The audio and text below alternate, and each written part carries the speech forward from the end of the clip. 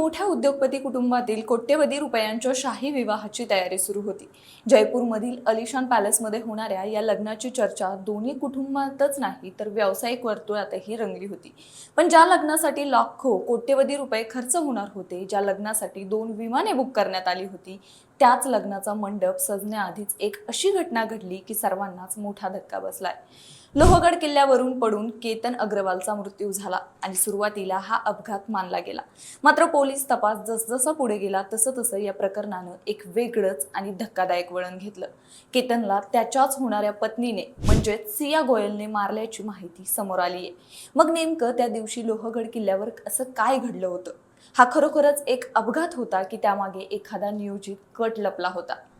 जिच्यासोबत काही महिन्यानंतर लग्न होणार होतं तिनेच होणाऱ्या पतीला का मारलं आणि पोलिसांच्या तपासात असे कोणते धागेदोरे समोर आले की संपूर्ण प्रकरणाची दिशाच बदलली? सगळं काही सविस्तर जाणून घेऊयात या व्हिडिओच्या माध्यमातून, त्यामुळे हा व्हिडिओ शेवटपर्यंत नक्की बघा। नमस्कार, मी पल्लवी आणि तुम्ही पाहताय पुणेकरांच्या हक्काचं पुणे लोकल। केतन अग्रवाल हा पिंपरी चिंचवडमधील प्रसिद्ध उद्योगपती विशाल अग्रवाल यांचा मुलगा होता। काही महिन्यांनंतर त्याचा विवाह सिया गोयल सोबत होणार होता। सिया ही देखील एका नामांकित व्यावसायिक कुटुंबातील मुलगी होती। दोन्ही कुटुंबांनी जयपूरमधील एका भव्य पॅलेसमध्ये लग्नाचा सोहळा आयोजित केला होता। पाहुण्यांसाठी विशेष व्यवस्था करण्यात आली होती आणि लग्नाची तयारी अंतिम टप्प्यात पोहोचली होती।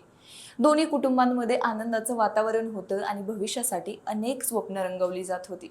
मात्र पोलीस तपासात समोर आलेल्या माहितीनुसार सियाला हे लग्न करायचं नव्हतं असा संशय व्यक्त केला जातोय। घरच्यांच्या इच्छेखातर तिने लग्नाला होकार दिला होता, मात्र तिच्या मनात वेगळंच काहीतरी सुरू असल्याचं तपासात समोर आल्याची माहिती मिळाली आहे। याच दरम्यान केतन आणि सिया लोणावळ्याजवळील लोहगड किल्ल्यावर फिरण्यासाठी गेले। सियाचा वाढदिवस होता। सुंदर निसर्गाच्या सानिध्यात दोघे वेळ घालवत होते आणि फोटोही काढत होते। पोलिसांच्या संशयानुसार याच ठिकाणी एक धक्कादायक कटाची अंमलबजावणी करण्यात आली। सियाने फोटो काढण्याच्या बहाण्याने केतनला त्या धोकादायक कड्यावर उभं केलं।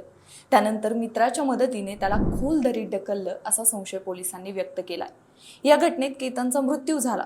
सुरुवातीला हा अपघात असल्याचं मानलं जात होतं, मात्र पोलिसांनी तपास सुरू केल्यानंतर मोबाईल डेटा, कॉल रेकॉर्ड्स आणि इतर तांत्रिक पुराव्यांमधून काही महत्त्वाचे धागेदोरे समोर आल्याचं सांगितलंय। सध्या या प्रकरणाचा तपास सुरू असून पोलिसांकडून अधिकृत माहिती आणि न्यायालयीन प्रक्रियेनंतरचं संपूर्ण सत्य समोर येणार आहे। ज्या घरात काही महिन्यानंतर लग्नाच्या शहनाया घुमणार होत्या, त्या घरात आज दुःखाचं सावट पसरलंय। त्यामुळे आता सर्वांच्या नजरा या तपासाकडे लागल्यात। लोहगडच्या त्या कड्यावर नेमकं काय घडलं याचं उत्तर आता प्रत्येक जण शोधतंय। बाकी या प्रकरणाबद्दल तुमचं मत काय? कमेंट करून नक्की सांगा।